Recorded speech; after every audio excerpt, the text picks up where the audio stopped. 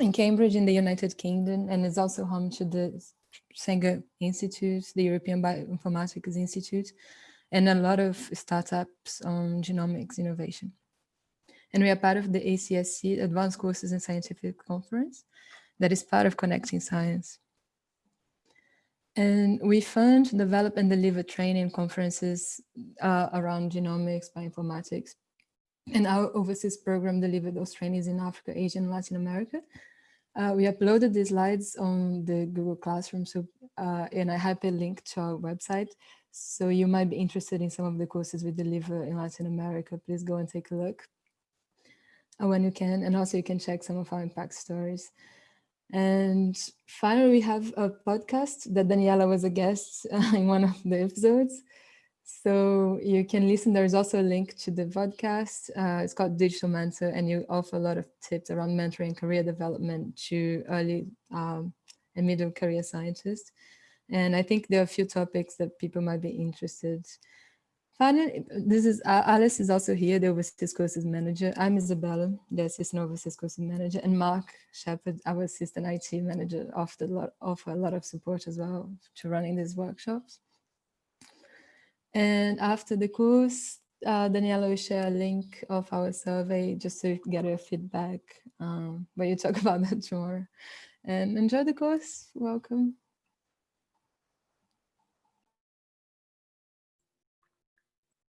Welcome, everyone.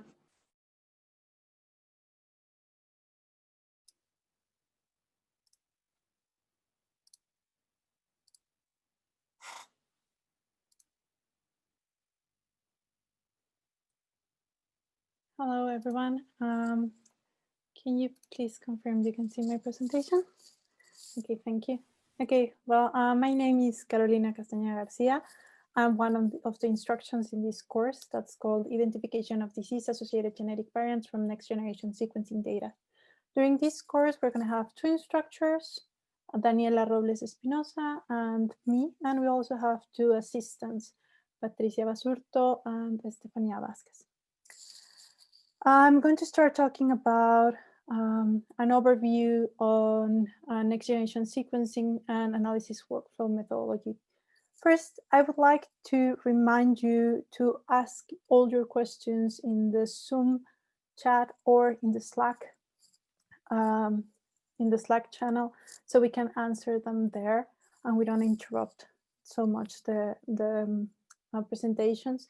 I will also recommend you to use the Zoom responses. And well, this course is hosted by the International Society of Computational Biology and is facilitated by the Wellcome Genome Campus Advanced Courses and Scientific Conferences. I'm going to start with the objective of the course. This course objective is to familiarize participants with the basic workflow for genetic variant discovery and phenotype association from next-generation sequencing data.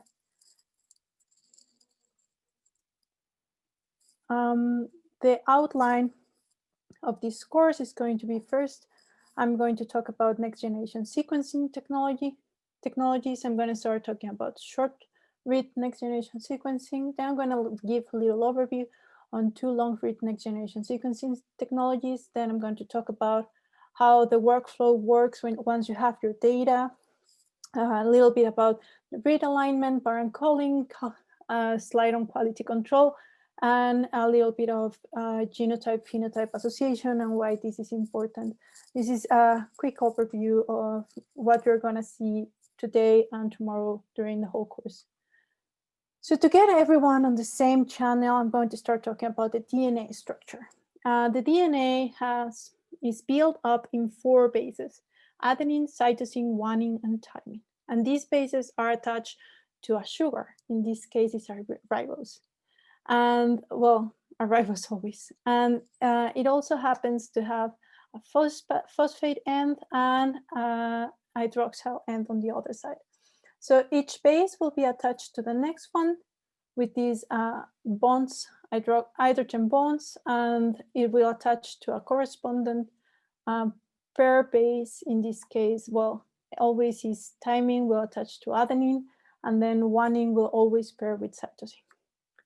I'm going to start talking about Sanger sequencing. Sanger sequencing is the first sequencing method that was discovered, and this gave Frederick Sanger the Nobel Prize. It was discovered in 1977. And the way it works is that we have a single-stranded DNA template that we can see here in step 1. And DNA, we of course would need a DNA primer, so the polymerase can bind to this DNA template. And then we need a mixture of normal deoxynucleotide phosphates and mix with some modified dideoxynucleotide phosphates that have already been tagged with fluorophore or a radioactive label. And then what's going to happen is that the polymerase is going to add, we're going to fragment this DNA template in different, we're going to amplify it, fragment this DNA into several fragments. These are going to be random sizes, and then the polymerase is going to start attaching each new nucleotide to the template. And the fluorophores, the dideoxyribonucleotides that have the label attached lack the 3' hydroxyl. So once one of these bases is attached to the fragment, the polymerase is not going to be able to attach a next one. So let's say we have fragments that go from 1 nucleotides and 2 nucleotides and 3 nucleotides, different sizes. And then the polymerase is going to attach the fluorophore dinucleotide to the end of the chain, and then that will make an early termination of the chain, and so on and so forth until we have like all the fragments with an end, with a termination that's tagged or labeled. Some could be fluorophore, could be radio labeled. After that, well, we have a mixture of the different fragments, different sizes. So we want to know which one is bigger and which one's smaller. And we would like to have them organized like in this little picture where we have them all beautifully organized in the pyramid way. So for that, we use electrophoresis, capillary gel electrophoresis. Thus, the bigger chains of DNA will not migrate or will have a harder time migrating. And then the smallest chains are the ones that we're going to find at the end of the capillary, right? They're going to be the ones that are going to find it more easy to move through the electrophoresis gel. And then we can, with a laser beam or with the radio label tags, we can excite them, and then we can record what we're seeing. So in this case, for example, T would be colored red, and when we excite this, the smaller region with the laser, we can record the red color, and then we know that that's a T. And then we go to the next fragment, which is a little bit bigger.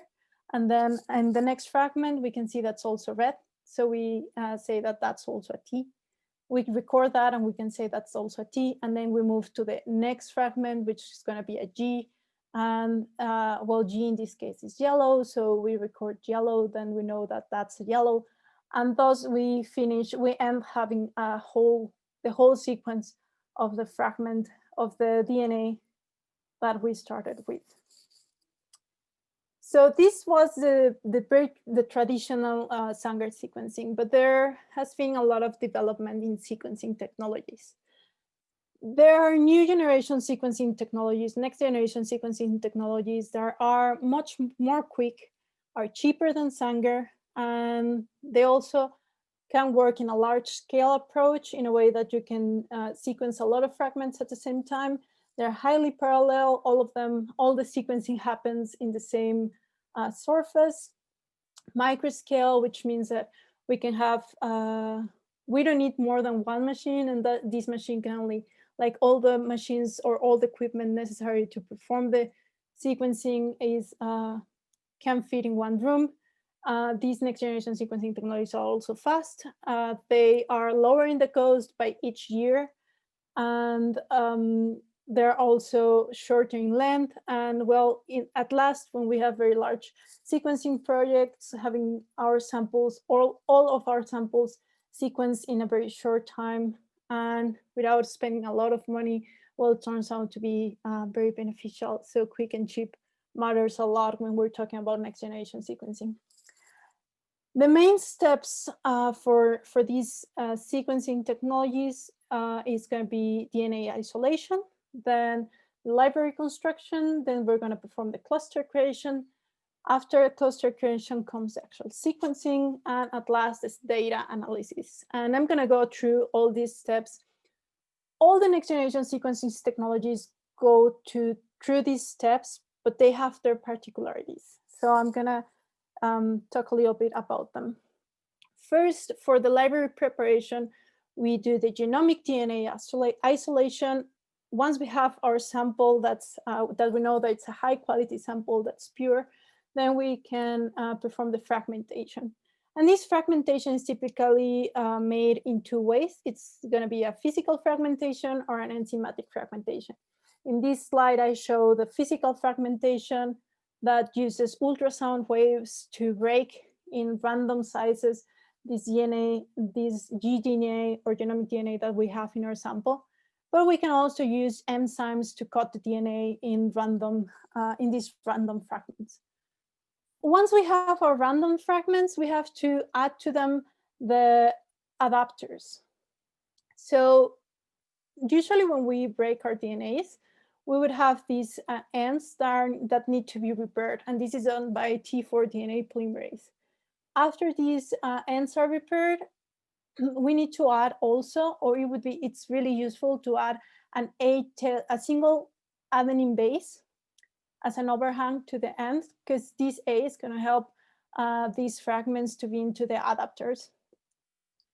And this is also done by the polymerase to 3' end. So we have our fragments, and then we add to the fragments a mixture of DNA polymerases and adenine, so we can have our adenosine hanging, and then we attach them with the T4 DNA ligase to the aptamers.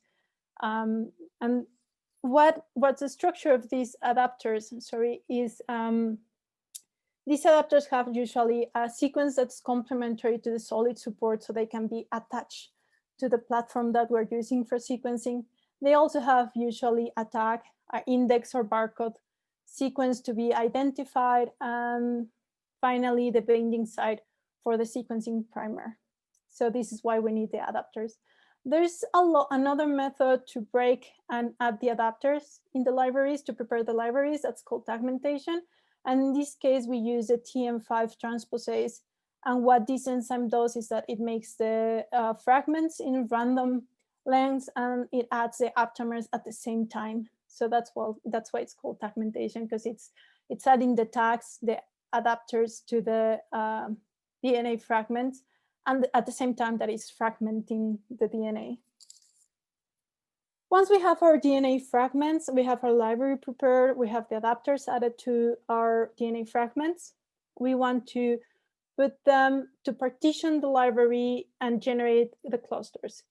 So partitioning the library used to mean to add the library, the prepared DNA samples with adapters to a smooth surface. This is the usual Illumina sequencing smooth plates that we use to put the DNA samples in it. And then these samples were distributed in each lane, so generating clusters of reactions in each lane.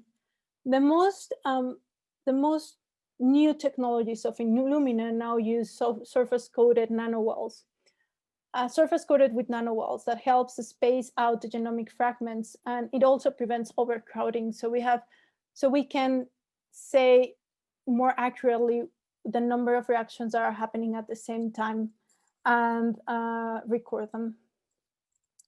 Once we have our library partition and generated our cluster, we now want to make the solid phase bridge amplification, which happens in 2 steps. First, the library is loaded and the DNA fragments hybridize with the surface-bound anchor primers complementary to the adapters in these surfaces that I already showed you.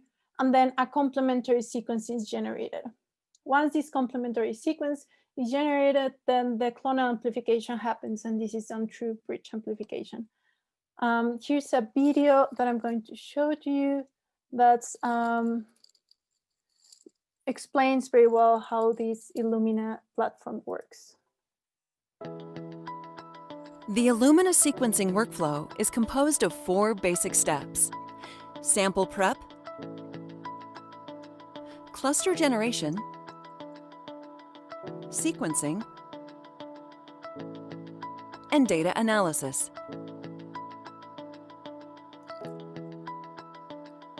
There are a number of different ways to prepare samples. All preparation methods add adapters to the ends of the DNA fragments. Through reduced cycle amplification, additional motifs are introduced, such as the sequencing binding site, indices, and regions complementary to the flow cell oligos. Clustering is a process where each fragment molecule is isothermally amplified. The flow cell is a glass slide with lanes. Each lane is a channel coated with a lawn, composed of 2 types of oligos. Hybridization is enabled by the first of the 2 types of oligos on the surface. This oligo is complementary to the adapter region on one of the fragment strands. A polymerase creates a complement of the hybridized fragment. The double-stranded molecule is denatured, and the original template is washed away. The strands are clonally amplified through bridge amplification. In this process, the strand folds over and the adapter region hybridizes to the second type of oligo on the flow cell. Polymerases generate the complementary strand, forming a double-stranded bridge. This bridge is denatured, resulting in 2 single-stranded copies of the molecule that are tethered to the flow cell. The process is then repeated over and over and occurs simultaneously for millions of clusters, resulting in clonal amplification of all the fragments. After bridge amplification, the reverse strands are cleaved and washed off, leaving only the forward strands. The 3' ends are blocked to prevent unwanted priming. Sequencing begins with the extension of the first sequencing primer to produce the first read. With each cycle, fluorescently tagged nucleotides compete for addition to the growing chain. Only one is incorporated based on the sequence of the template. After the addition of each nucleotide, the clusters are excited by a light source, and a characteristic fluorescent signal is emitted. This proprietary process is called sequencing by synthesis. The number of cycles determines the length of the read. The emission wavelength, along with the signal intensity, determines the base call.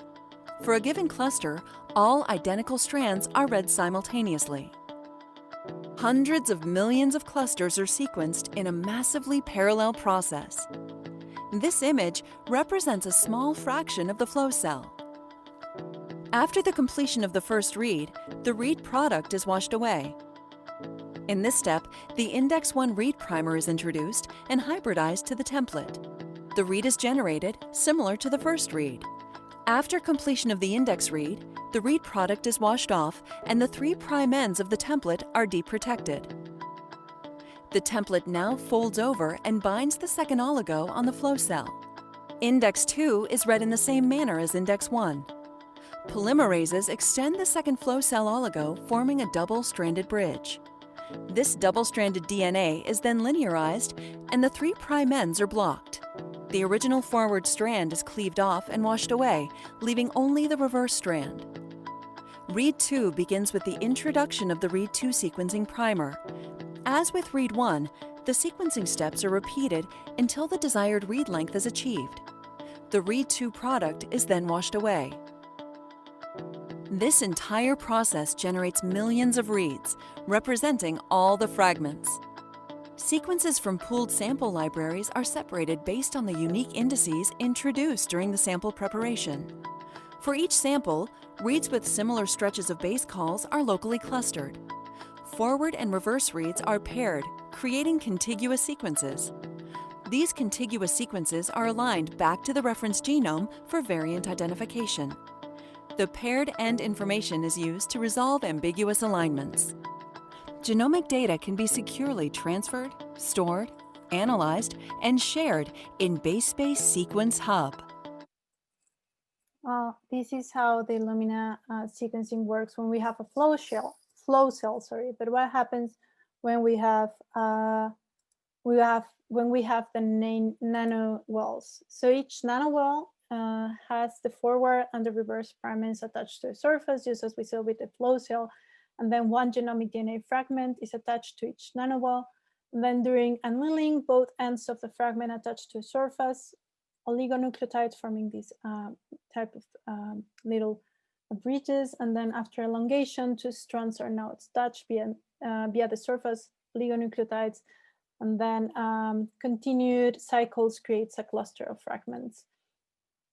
Once we have a cluster of fragments, then the sequencing primer fluorescently labeled DNTPs and DNA polymerase start synthesizing the cluster single-stranded DNA, and then during elongation, DNA polymerase adds the first fluorescently labeled nucleotide and stops because the fluorophore blocks synthesis.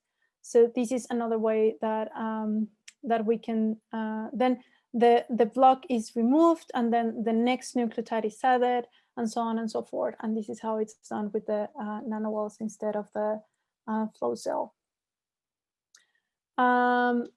So during this was cluster generation and library preparation. We talk also a little bit about sequencing, but it's also good to tell you that during each cycle, a mixture of all 4 individually labeled and 3' block DNTPs are added. So the color identifies which base was incorporated in each cluster. And then after the DNTP is added, then the fluorophore has to be cleavaged, and the 3' hydroxyl is generated to allow the elongation of the chain. So this is how the chain termination works. And this is a little picture of how it works. So we have our DNTPs, we add them. These DNTPs are blocked on their 3'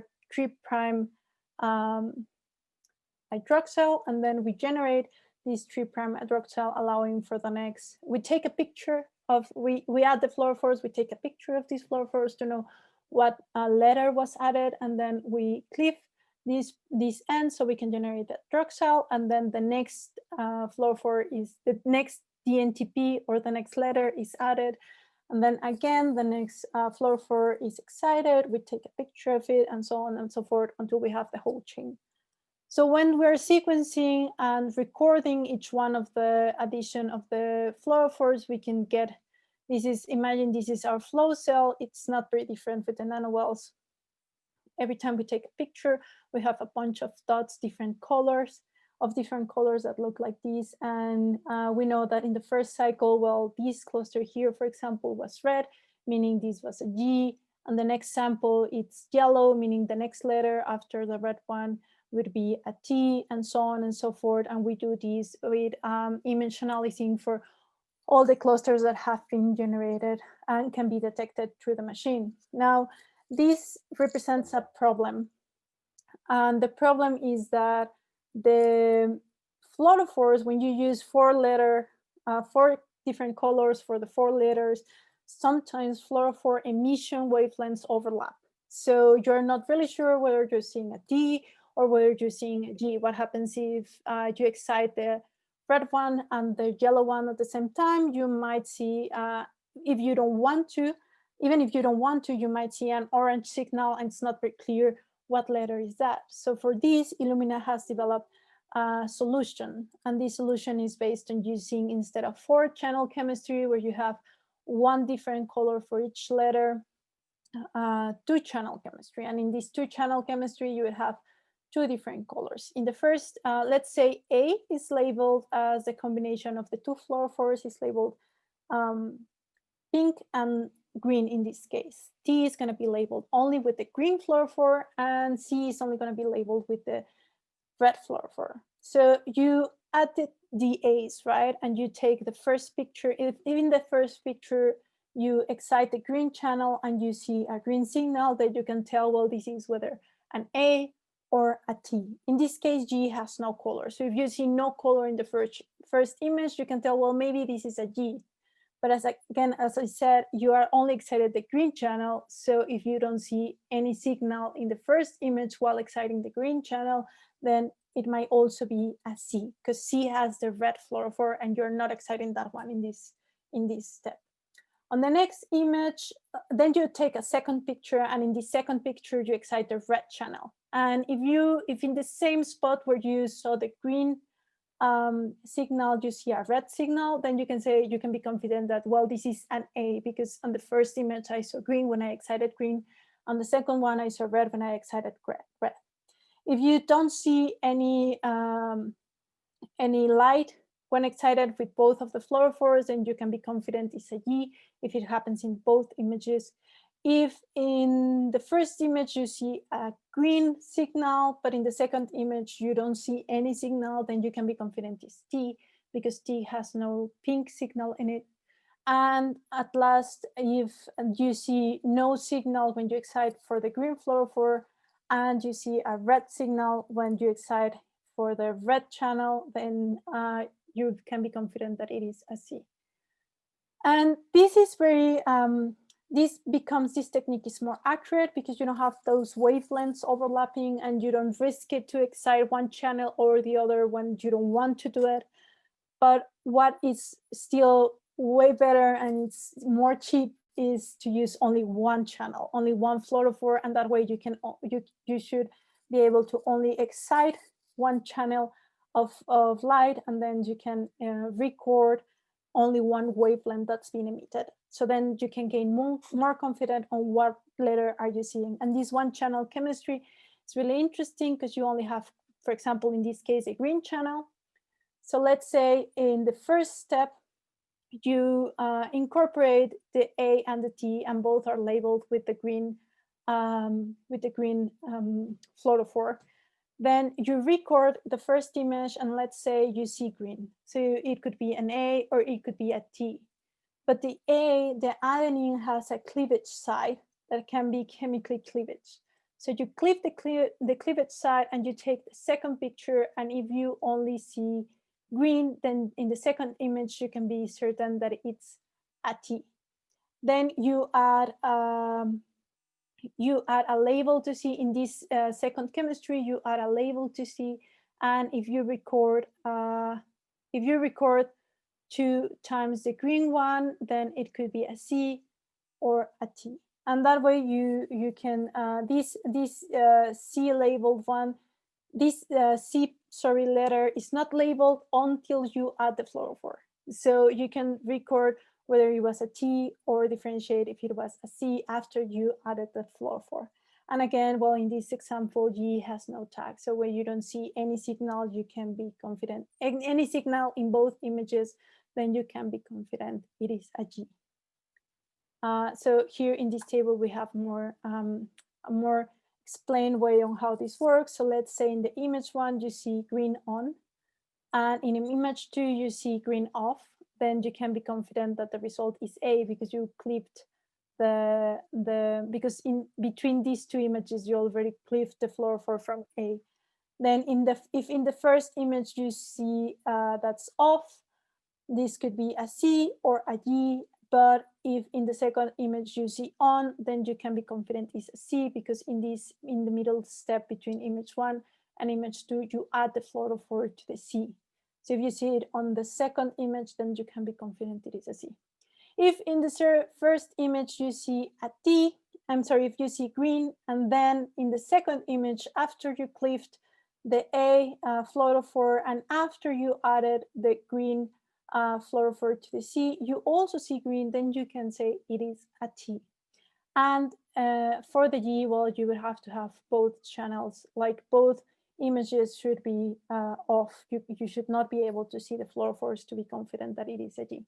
So this is a very clever way to only use one channel of excitation and emission of lights, and 2 chemical reactions in between, which is the cleaving and the adding the fluorophore, and that it's better, it makes the sequencing more accurate.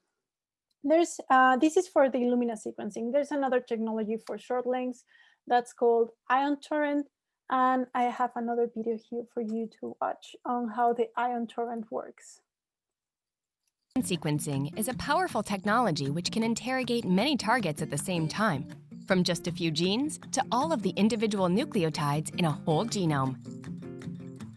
Ion Torrent technology from Thermo Fisher Scientific takes an entirely new approach to next-generation sequencing, making it massively scalable, faster, simpler, and more affordable than ever before. The sequencing of DNA is done using a semiconductor chip, similar to the chip found in your digital camera.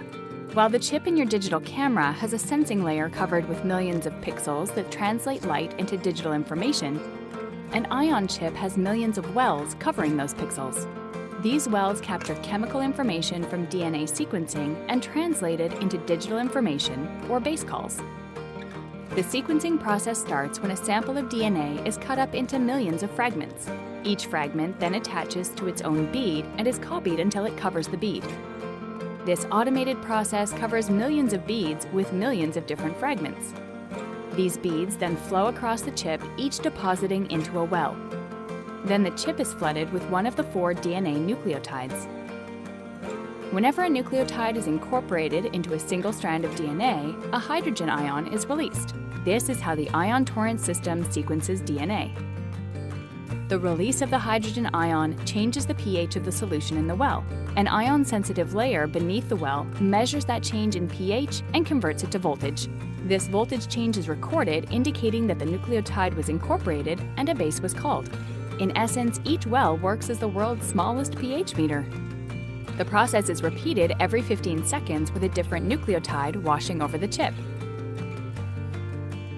For example, cytosine.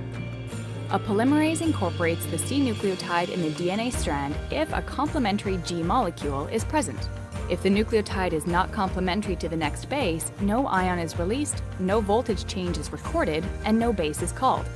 If there are 2 identical bases next to each other, 2 nucleotides are incorporated, the voltage doubles, and the chip will record 2 identical bases called. This process happens simultaneously in millions of wells. That's why it's often described as massive parallel sequencing. The ion chips help you scale the workflow to your research needs so that you can run both small and large-scale projects without the need to change platforms. And the semiconductor approach helps you implement a significantly faster NGS workflow.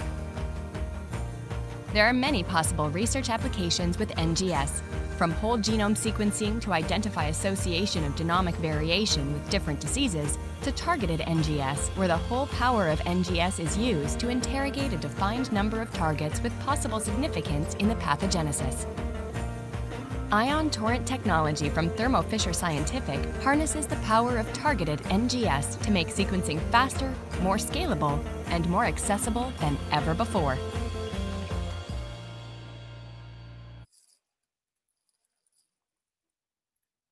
Okay, so that's how Ion Torrent technology works, and a little bit of an overview of it is that you have these beads that are covered with your primers, and then your fragments are attached to these, well, the clusters are generated in these beads, and then they are distributed in nanowells, and in each nanowell you add 1 dinucleotide that's not labeled, it's just a simple dinucleotide. And if it attaches somewhere in the nanowell, then you would have a change in the pH.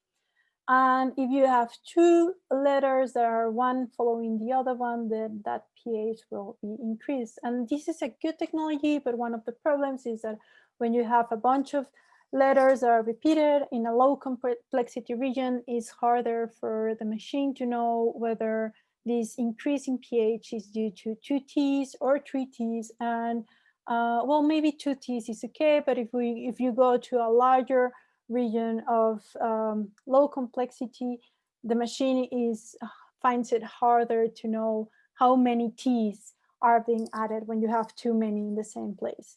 So this is one disadvantage of this technology. So now I'm gonna change to the, these are short reads, and now up to here, I'm talking about short reads next generation sequencing, and I'm gonna talk a little bit about long read next generation sequencing. So this is a Pacific Biosciences technology and how it works. It's also called SMART, and how it works is that you add the 2 hairpin adapters that makes it able to do a continuous circular sequencing. This works in a single molecule, and it's also real-time sequencing. Then when you have these libraries that are already generated, then you add them to zero-mode waveguides or nanocontainers, which are represented here, and then you do so in a way that only one molecule is in each nanowell.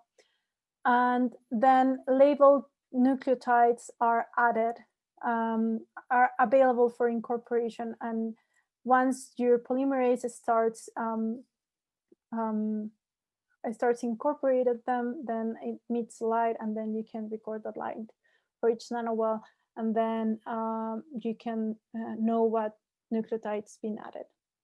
So the advantages of this technology is that it allows for long-read sequencing with few systematic errors. It gives up to 10 gigabytes of information. It's ideal for the novel genome assembly, where you don't have a genome reference, a reference genome that you want to align your data to. It's also very good for long-range genomic structures and full-length transcript, and it also makes it easier to detect some base modifications. So when you don't have a reference genome, or you are looking for long structural variations, for example, it's ideal to use, the long sequencing technologies. It has also a high error rate. So approximately 5% of indels are badly sequenced, and this is addressed by increasing coverage. And one downside is the increased cost and time, because it's more expensive and takes longer to sequence a whole sample with this. Another long-read technology is Oxford Nanopore, and the way Oxford Nanopore works is that you have lipid bilayer, and this lipid bilayer has the charge being balanced, and then you have a nanopore here, and through this nanopore you're going to be passing DNA molecules, single-stranded DNA molecules, which also allows you to sequence RNA. And then every time one of the nucleotide passes, the change of the current in the bilipid layer is going to be recorded. So when you have, for example, if you have a T passing through the pore, then the charge of the layer is going to change. The charge of the membrane is going to change. So then you can know it's a T. And if you have a C, and so on and so forth. One problem is that 6 bases pass at a time in each pore, and this makes it difficult for the technology to detect,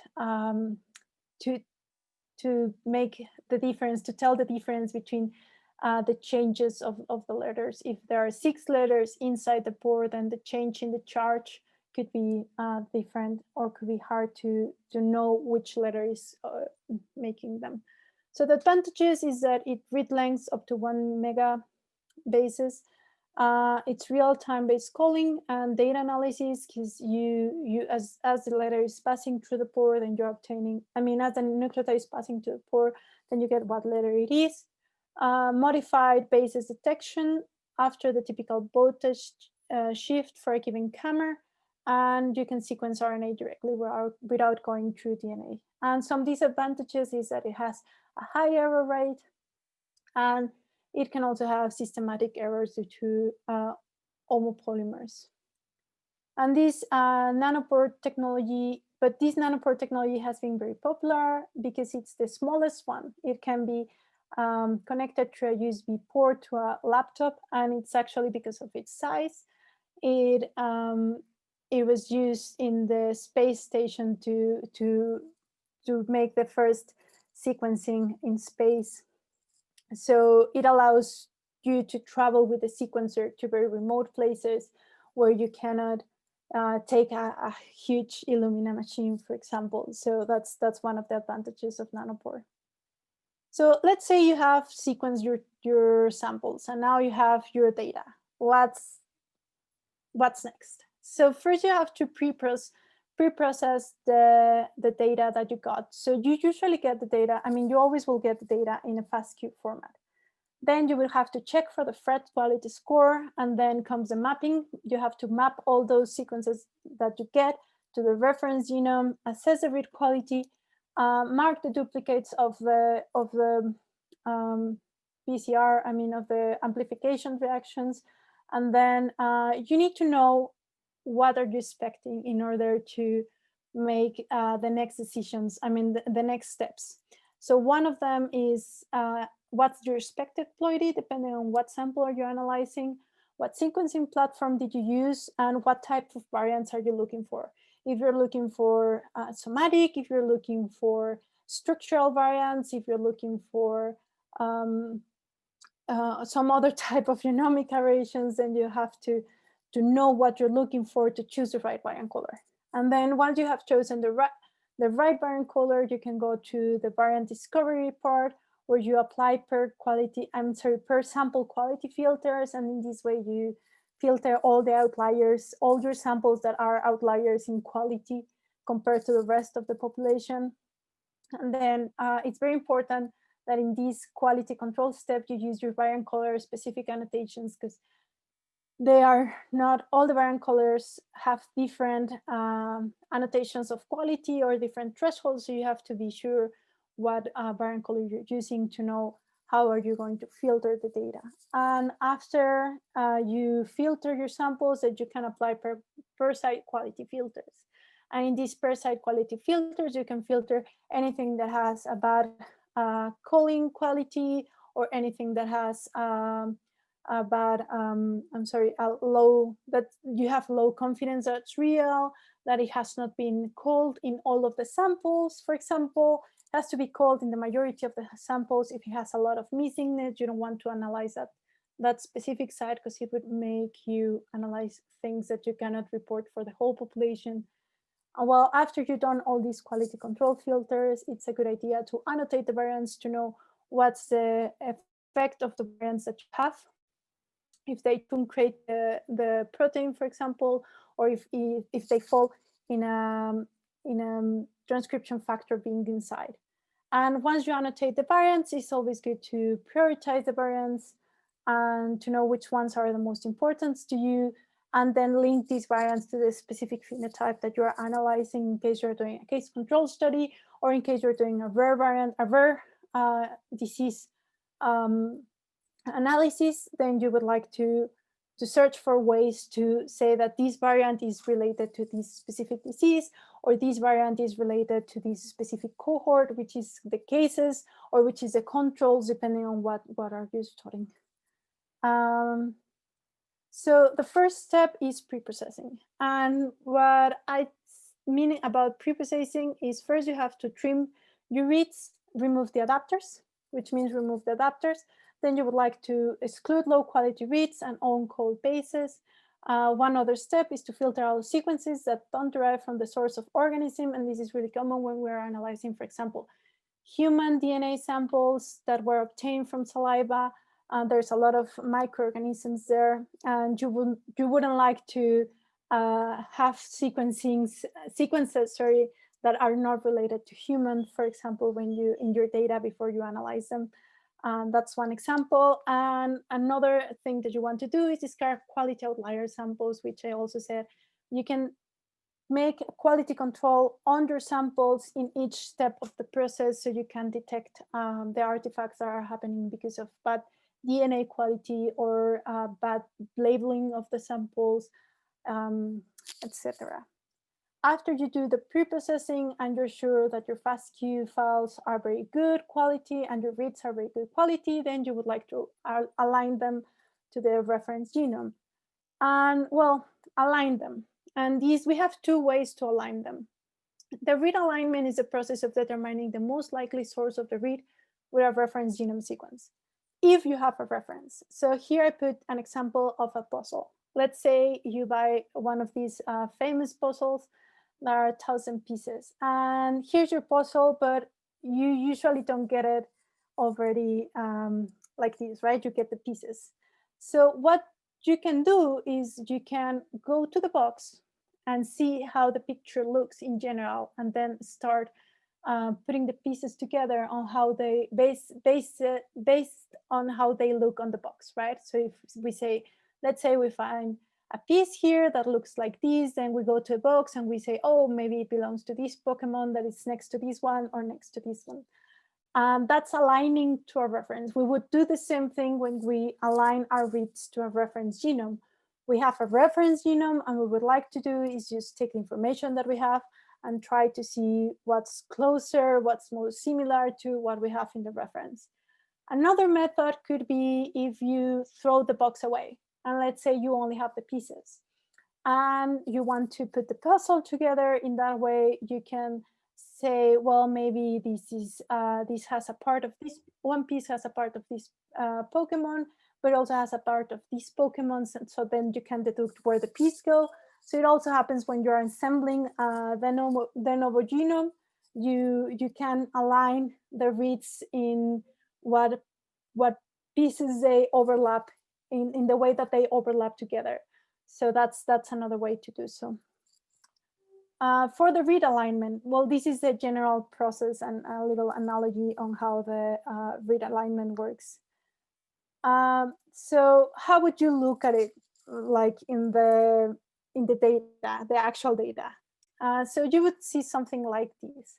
You would see this is the reference genome, and these are all the reads that you have from your experiment. And you would want to, what you would like to do is to attach the different reads to what is most common between them and the reference. And then you can start moving, shifting the region to attach the next read. And then you can come up with the whole, be more clear on what the whole structure of your sample looks like when compared to the reference genome. So the input for doing this read alignment is a FASTQ file, as I already said, and the output is called a SAM or BAM format, where you have your reads already aligned. And there are different methods and algorithms to do this. The most famous one is to use the Burrows-Wheeler transform and then do an LF mapping. But there are a lot of programs that already do this for you, tools that you can use, and you don't have to get too deep into the algorithms and how they work. And the purpose, of course, of doing the read alignment is to map our reads, meaning to know where our reads came from, on what part of the region they came from.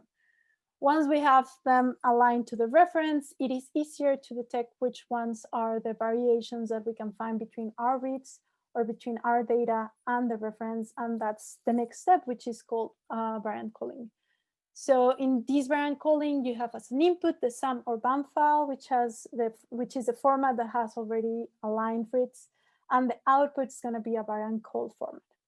And it also involves a lot of different algorithms like naive variant calling, Bayesian variant calling, and heuristic variant calling. And these algorithms work in different ways. You would like to know what type of variant calling your tool is using to know if you're going to be able to detect what you want to detect, or if you need to change your variant caller. And again, there's a lot of tools that you can use. We're going to use one of them during the course, so you can see how general variant calling works, but you can also go deep into how the algorithm work, and it's very interesting. It's actually a very interesting way to see how you can detect these variants. And the purpose is to clean the noise of your information. So when you had your BAM file, you have all this information that it's related to the reference. It's not very interesting, because what you want to see when you're analyzing a sample is what's different between that sample and the reference, in order to see which is the variations that you can detect. So when you do a variant calling, you get rid of everything that's similar or that's equal to the reference, and you only call the sites that are specifically changing in your data compared to the reference. The output is going to be a variant call format, and this is how a variant call format looks. In general, you will have a header with a lot of information on what's included in your file for each sample and for each region. And then you have different columns. The first column is always the chromosome, in which chromosome your variant is falling, what position is it falling on, if it has an ID, if you have already annotated it, or if you're calling this variant in a special way. It can also add a name for a variant. Then what's the reference reported allele, and then of course what was detected that's not the reference in this particular site in your population, which is referred to as the alternative allele. It has a lot of quality information.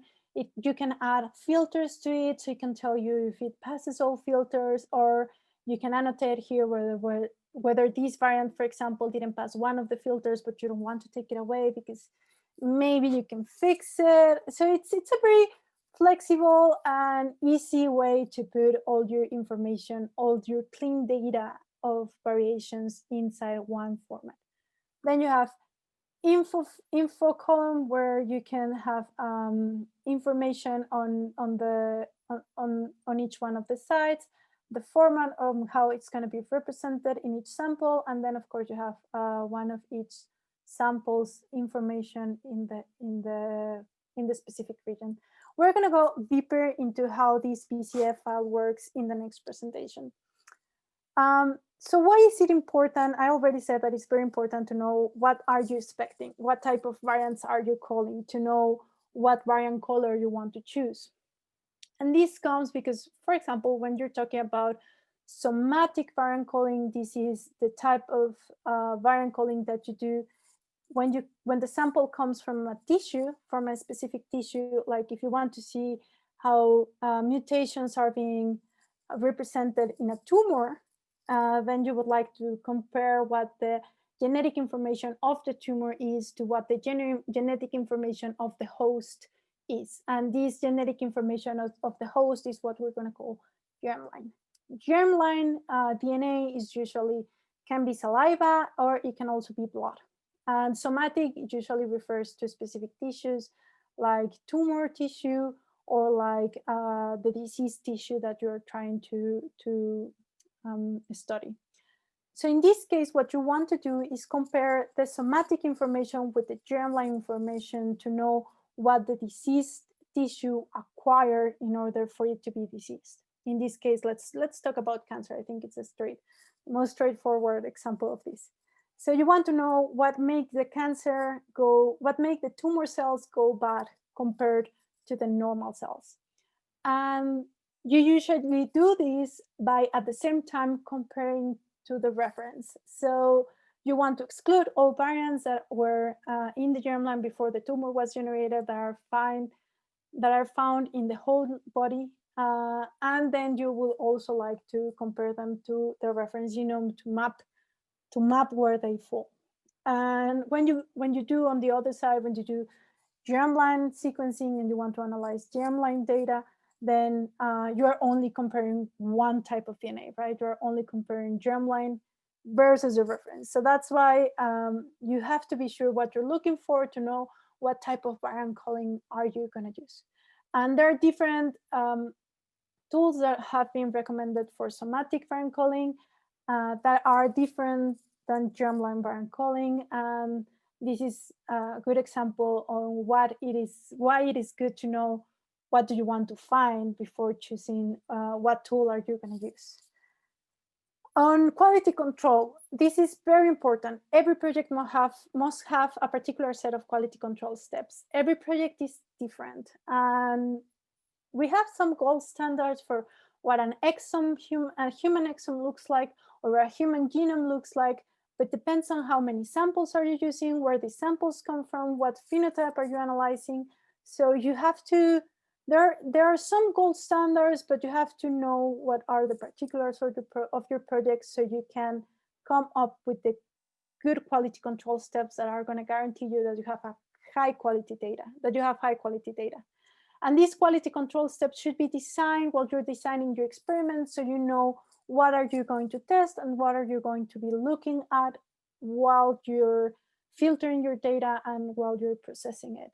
And some of these standard QC flags that you want to look at are the QUAL, GQ, and HWE. QUAL, it's a general quality score. GQ is the quality of the genotype, for example. And HWE is the Hardy-Weinberg equilibrium test, which can tell you if your specific variant is being segregated in the way that it's expected in the population. But again, you have to be worried about these flags and make sure that the flags that you're going to use to assess your quality are the ones that your data needs. At last, you can come with the Genotype-phenotype association. And this comes, the Genotype-phenotype association, of course, comes from the idea that we are all encoded in our genome, and the variation that we have in our DNA, it's going to result into protein behavior or protein-protein interaction to the environment. So everything that we see in a phenotype, the question is, can we find it in the DNA, in the information that the organism is encoded into? And this is true for a lot of experiments, but in some experiments, you would see that it is also interesting to sequence or to analyze RNA, or to go through the steps in between RNA maturation, between DNA processing or copying. And this makes it that the genotype-phenotype association between specific change in the DNA and a specific phenotype is particular to your question. But how can you do it? Well, you can do it in several steps. You can predict consequences of genetic variants, whether this variant is going to affect the processing of the RNA or if it's going to affect the behavior of the protein. You can also use the statistical methods for variant association, which means that you look into a cohort, into a whole population, and you see if this variant is segregating in the same way that your disease or that your phenotype, and if it's found more frequently in the people that carries the phenotype that you're looking at. You can also use, well, from these strategies, it's always good to use the guidelines for investigating causality of the genetic variants in human disease. And these guidelines come in there are several publications that can tell you more about it. And we're going to talk about it in the last talk of the course. And then, of course, after you have predicted your phenotype, it's always good to go back and choose other filters, check your quality control again, because sometimes you cannot catch all the errors before you do your phenotype association. So you would want to go back to your data and check if there's a quality control a step missing there. Or to prove that what you're seeing is correct and it's real, then you can plan some follow-up experiments where you can use different animal models or cell lines to make sure that this specific genetic variant is causing the phenotype that you are investigating. So up to here, a little summary of the talk is that there are several sequencing methods available. The most used is Illumina, but other companies are developing highly competitive methods, and it's always good to look at the other companies. There's long-read next-generation sequencing technologies, and these will help solve some of the problems with current technologies, such as problems with repetitive regions. A typical next-generation sequencing analysis workflow to discover genetic variants includes sample sequencing, alignment to a reference genome, variant calling, variant filtering, and each step with associated quality controls, and at last, the association between your variants and the phenotype that you're studying. And this is the end of the first talk of the course. So I'm going to, now Daniela can continue with it.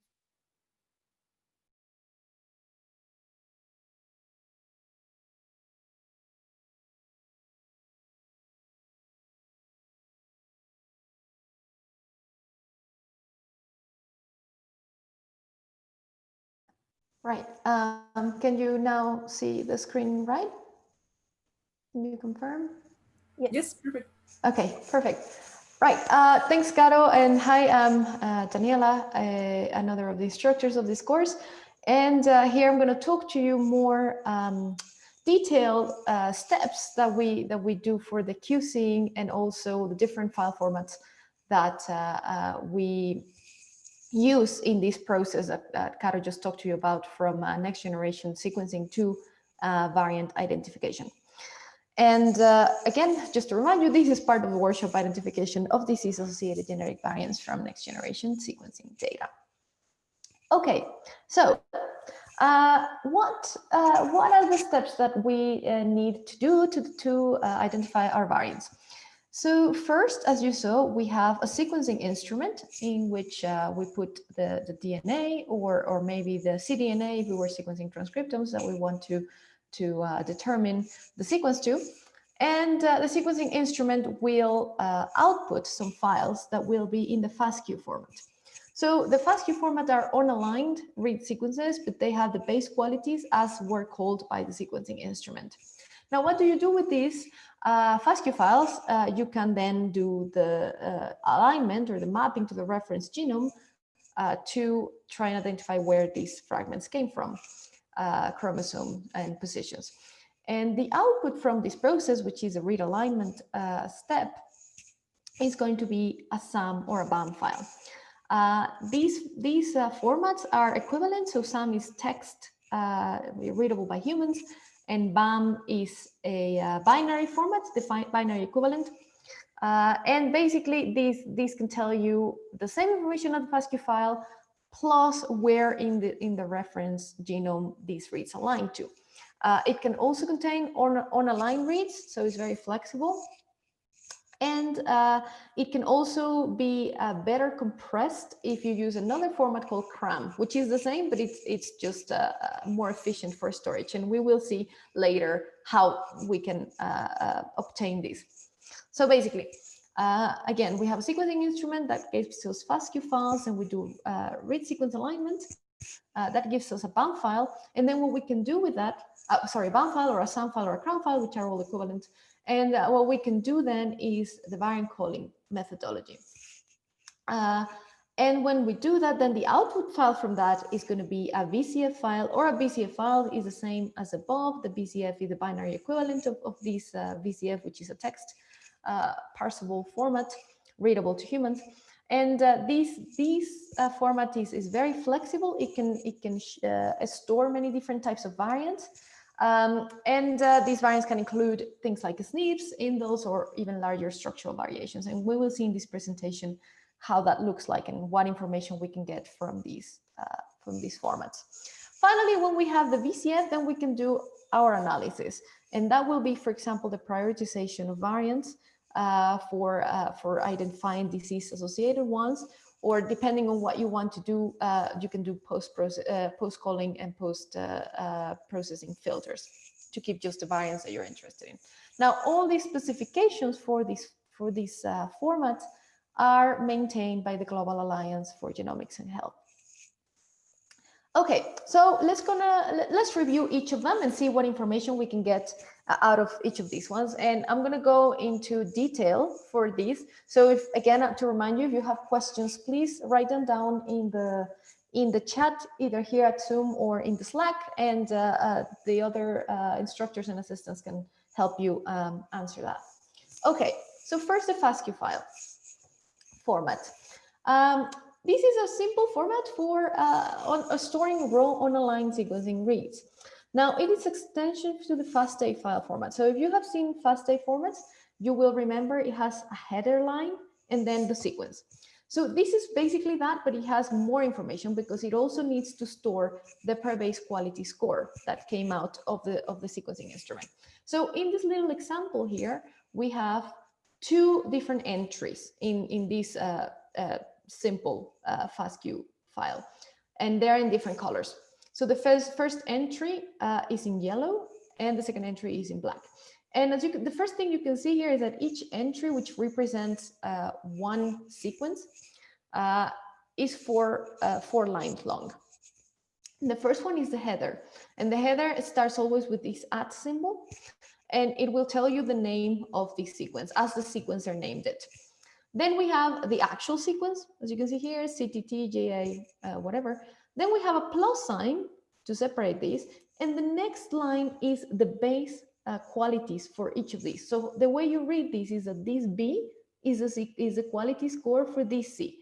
this B for this T, this C for this T, etc. Now, what does that mean? So the quality is encoded in ASCII characters with these decimal codes 33 to 126. So what does this mean? So if you see an A here, for example, instead of a B, you look for what the ASCII code for that is, and you find that it is 65. You can find this very quickly if you go to Wikipedia and look for ASCII table or ASCII code. You can find the equivalences for all these. So for example, you see A is 65, so the corresponding quality for that base is going to be 65 minus 33, because you always have to here subtract 33. Why is that? Because you cannot represent the first 33 ASCII characters in this file because they're unprintable. So if you want to represent a quality score of 1, you cannot use the ASCII code 1 because it's unprintable. So the first one is, I think is possibly A. I can't actually remember what it is, but the subtraction minus 33 will give you 1, right? So you can represent that with a printable character. This is why you need to subtract 33. So in the end, when you do this, you say, okay, A is actually 32. So that means that the quality score for example, DC, if I had an A here, would be 32. Now, what does this 32 mean?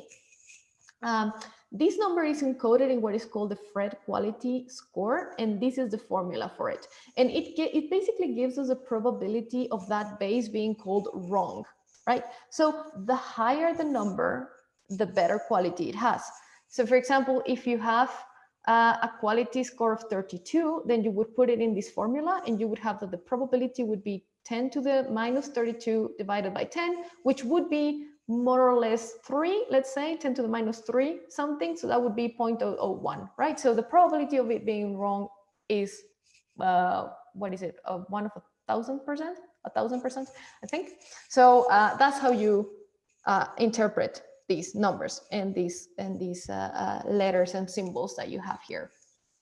An easy way to just discover what the ASCII code of any symbol is, this is a Perl one-liner where you can just basically say OR of A and remove 33, and then you will have what the quality score is. But of course, in Python and whatever your preferred language is, you can easily find how to convert this ASCII code table into numbers. Okay, so that's the way you interpret this, but you have to be careful to know where your sequences are coming from, what instrument it was, because there were multiple quality scores systems in use in the past. So for you not to make an error and for example, apply this formula to something that was previous to this, you need to know which quality score was used by your sequencing instrument that you used, right? So just be careful when interpreting, for example, very old data, which may use different codes. And just to know, well-paired and sequencing produces 2 FASTQ files, one for the forward reads and one for the reverse reads. Okay, this is a FASTQ file, and this is the information it contains. So basically, it is the sequences and the qualities for each of the bases in the sequences. So the next thing that we can do is do read alignment or mapping to a reference genome. And this will give us a SAM or BAM file format. So what is this? The SAM file format, it means sequence alignment map format, and it is a unified format for storing read alignments to a reference genome, and it was developed by the 1000 Genomes Project Group more than 10 years ago. So basically what it is that it represents one record, so basically a single DNA fragment alignment per line. So you have one line describing the alignment of one fragment to the reference genome, right? And it has 11 fixed columns that will help you describe how this fragment aligns to the reference genome. Here's an example of how it may look like.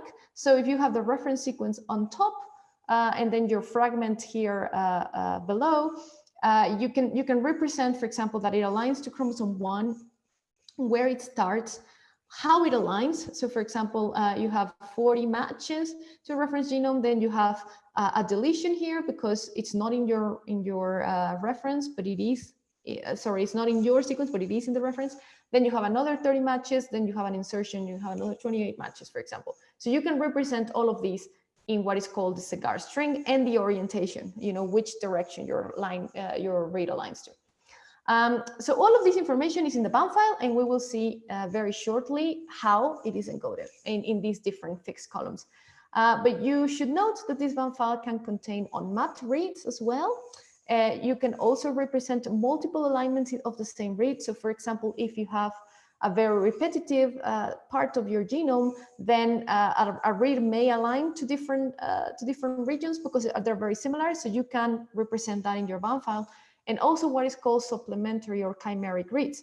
And this is when you have things like structural variation, when you have one chromosome stitched to another one, so a read will actually have a section of it aligning to a chromosome, for example, in another chromosome. So that's a chimeric read, and you can also represent this in a bound file, sound file.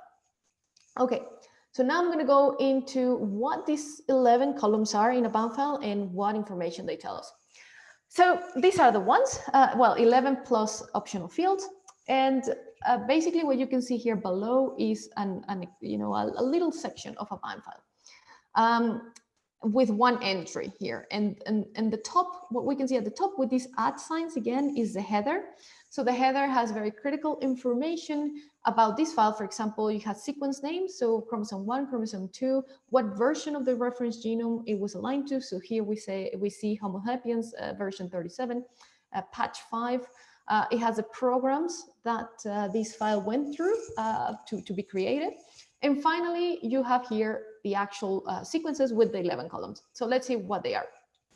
The first one is the name, right, of the read or the read pair. So you have here this 1 to 203, 10 to whatever. This is the name as given by the sequencer. Then we have a flag. This 97 here is what is called a flag. And this flag has a lot of information about how this fragment aligns to the reference. It is a bitwise flag, and it will tell you information about the pairing, which strand it aligns to, what strand it makes align to, where it aligns to, how it aligns. And we will see in the next slide or the next two slides how we interpret this flag. But for here, we can see that it's actually a 97. Then the next column is the reference sequence name. So in this case, it's 1, which it means chromosome 1. The position here, so this read aligns to chromosome 1 position 9998. That's the first read, the first base of the read aligns to this position. And then we have the mapping quality. Again, with the same system that we just discussed called Fred scaled.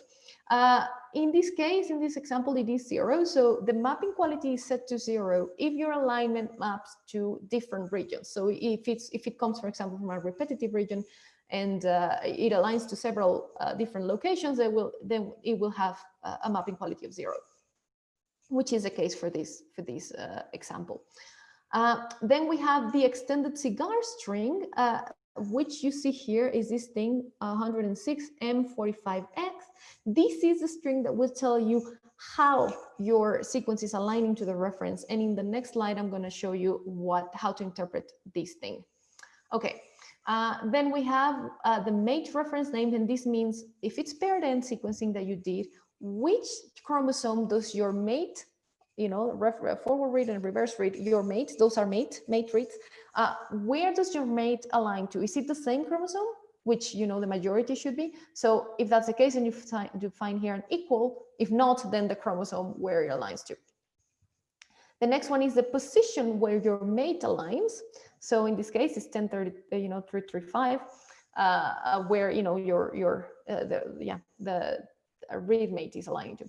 Then you have the inferred insert size. So that is how big your fragment that you sequenced was, including the reads. So the reads and the inner space here that you didn't sequence.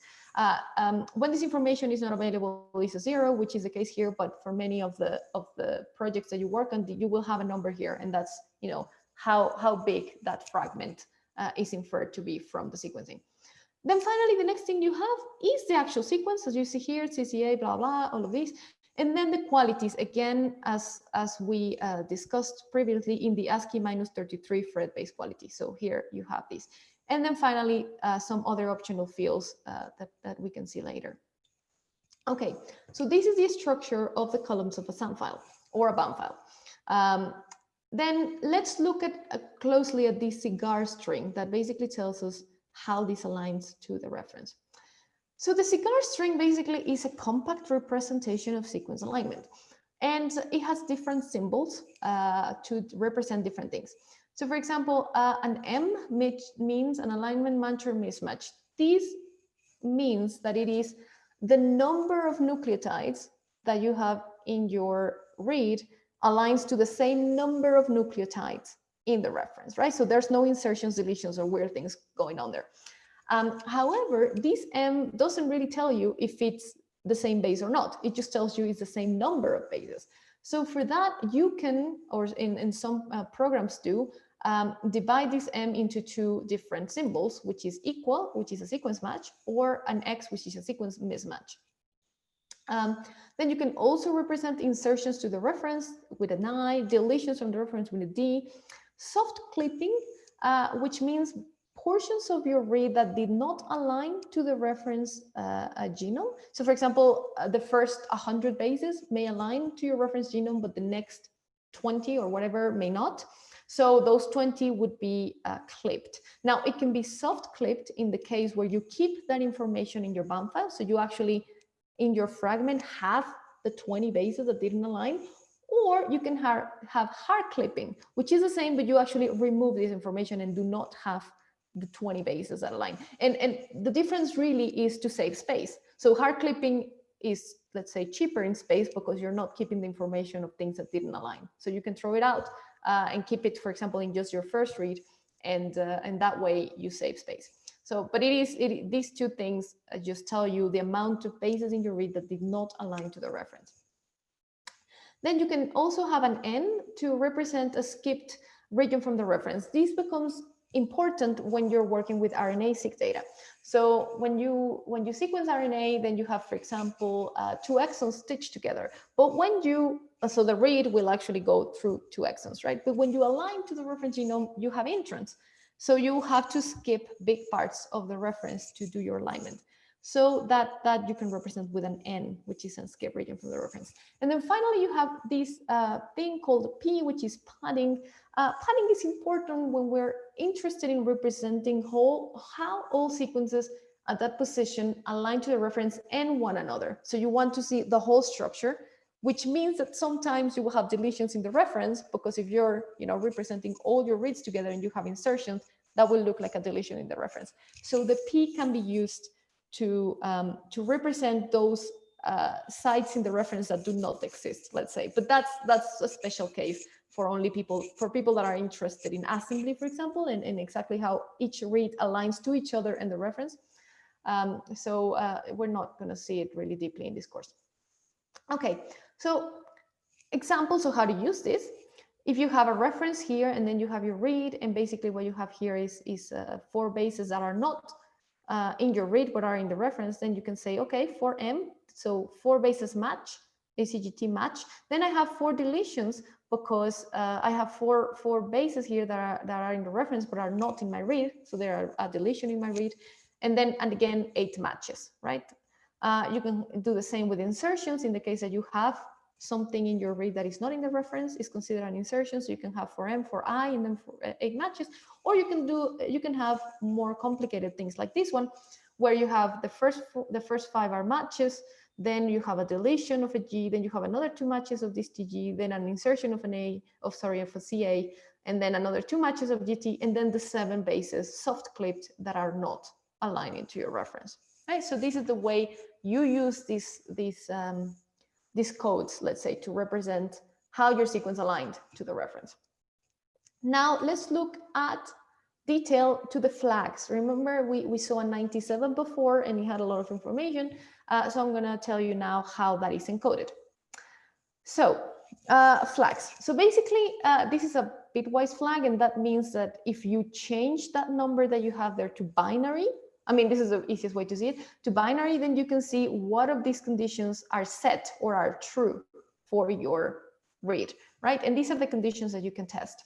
So for example, if it's paired end sequencing, so if your experiment actually comes from paired end sequencing technology. You can also find if it is a proper pair. So if each segment in your fragment is properly aligned to the reference, and this means, you know, in reverse orientations, because, you know, inner and outer, and also at a reasonable distance. So that's proper pair. You can have, if, you know, if your segment actually didn't map, this would be true. If your mate didn't align, then this one would be set. If the read you're looking at is in the reverse orientation, or your mate is in the reverse orientation, if you're looking at the first read on the fragment or the second read of the fragment, if you have secondary alignments, and if you have, for example, a QC fail, so it didn't pass the filters, if it is a PCR or a duplicate or an optical duplicate, or if you have supplementary alignment, which are these things I told you about, chimeric and other alignments, right? So all of these things can be encoded in this number. And the way you see it is like this. So for example, if you have a 163 instead of the 97, for example, in that field, the way you do it is you change this to binary. This is a binary representation. So you say, okay, so the first, the second, and whatever this is, sixth and eighth flags are set, which means this is paired because it's the first one. This is a proper pair because the second one is also set. Then the next three are not true. So this segment is not unmapped. Its mate is mapped because it's not, this one was true. And this is not a reverse fragment. But its mate is a reverse fragment, which means it's a proper pair. That's what is also set. And also I'm looking at read 2. So as you can see, all of these I could get from this number for that read, right? That it comes from paired sequencing, that it is in a proper pair, that its mate is in the reverse orientation, and that I am looking at the second pair, at the second read in this alignment. So this is a way you can obtain all this information from this simple number. Okay, now we have some optional tags as well in this file, and these tags help you describe the experiment that you did in order to obtain your sequences. And this is very important for when you want to track down artifacts that may have happened, or if you have, you know, an error somewhere and you want to track down where it may come from. This is very useful to have. It's also good practice just to have it always set. So we can see this experimental design, for example, in which you have 3 samples, and then you prepare libraries, 2 libraries from sample A, just 1 library from sample B, and 2 libraries from sample C, and then you want to sequence them. So what you do is you put the first library prep in this first run, also the second library you put in this run, but you also split this library and put some of it in a second run. So then what you can do is, well, it comes a BAM file after all of these runs. Then you can do a library merge, which would mean, okay, let's put together these 2 BAMs that come from the same library. You can remove duplicates and then finally do a sample merge. So everything that comes from sample A, I'm going to put it in this one BAM file, right? So the way you describe these experiments in your BAM file is by using these tags. You can tell for each read the run name, the library name, the sample name, the sequencing center, the name of the file, of the read. And this way you can track down, you know, if you have some errors, some contamination, something, you can say, okay, did it come from the library? Did it come from the run? Did it come, right? And this way it is easy to track. So these are the optional tags that you can also have in these files. Okay. So this BAM file is very useful. It is as we were saying, SAM and BAM are equivalent. So BAM is a binary version of SAM. It is developed for fast processing and random access, which means that you can just query whatever position you want, and very quickly you can find the reads that are there, for example. So it's very fast. Its key features is that it can store alignments from most mappers.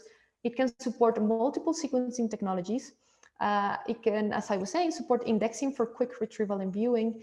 It is compact size. So for example, 112 gigabase pairs from Illumina sequencing will be about 116 gigabases in this space. You can group these reads in logical groups, as we were seeing, in lines, library, samples, so you can track down your experiment.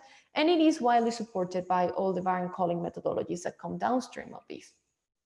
Now, this is all nice, but as sequencing technologies and more data is being generated, what has happened is an explosion, right, of biological data, in which here you can see in this graph the rate at which the amount of sequencing data available in the world is doubling every 7 months, as you can see here as in this red line, whereas the capacity of computers and storage space is actually doubling every 18 months. So it's not keeping pace. These storage and disk advances are not keeping pace with the amount of sequencing data that is being generated. So for this, then it became clear that BAM files were too large when we have a lot of information. And also that yes, increases in disk capacity were being far outstripped by sequencing technologies. So people had to think about how to solve this, and they came up with an even more compressed version of a BAM file. So how did they arrive to this? So BAM stores all of the data, as we have seen just now. So we have all of the read bases. Remember, in these 11 columns, we have all of the read bases. We have every base quality in this ASCII encoder format. This means that, for example, if you have a reference sequence like this and you have all these reads, you have all of this information in a BAM file. But people, started thinking and said, we can actually save a lot of space here if we just save the differences against the reference, and all of these we don't store, and we just say it is the same as a reference, right? So you don't have to save every base. This is what I'm saying in the file. So this is how, this is called reference-based compression, because you definitely need a reference, because if you're saying it's the same as a reference, you need a reference. So it's called reference-based compression, and it is the basis of this newer format I was talking to you about. Is called CRAM. So you have SAM, BAM, and now CRAM. So it uses, of course, reference-based compression, as I was saying, but it also has a controlled loss of quality information.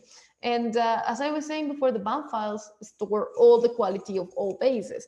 But here you can say things like, okay, this block of bases has very similar quality, so I can just save the average of it, and it's still fine, because I'm not going to lose a lot of information. So that's what is called control loss of quality information. And you can have different ways of compressing this data. You can compress base qualities or metadata or extra tags, depending on what you're interested in keeping and what you can let's say average, for example, to save space. So if you do this in lossless mode, then your CRAM file will be about 60% of the size of a BAM file, which is save a lot of space, which means that a lot of sequencing centers, including Sanger, are now practically moved from BAM to CRAM. It is supported widely by some tools and HTS-lib, which is the algorithms we will be using in this course. And it should be available soon for Picard and GATK. And this graph is just an example of how it compresses this information to make it shorter or smaller. Right, so we have all these different formats to store the alignment, how our read aligned to the reference, right? So now we have these. What is the next step? We need to do variant calling.